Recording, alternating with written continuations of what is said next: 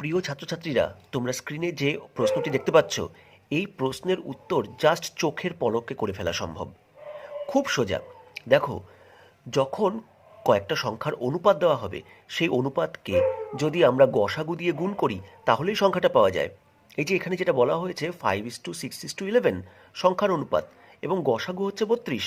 এই 5কে যদি 32 দিয়ে গুণ করি একটা সংখ্যা পাওয়া যাবে, 6কে যদি 32 দিয়ে গুণ করি আরেকটা সংখ্যা পাওয়া যাবে, এবং 11কে যদি 32 দিয়ে গুণ করি আরেকটা সংখ্যা পাওয়া যাবে।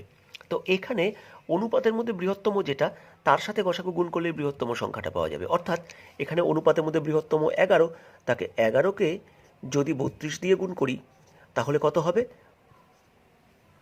এটা পাবো আমরা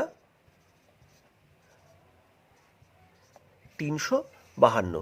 এই 11 দিয়ে গুণ করার নিয়ম কিন্তু আমার আরেকটা ভিডিওতে আমি বলেছি।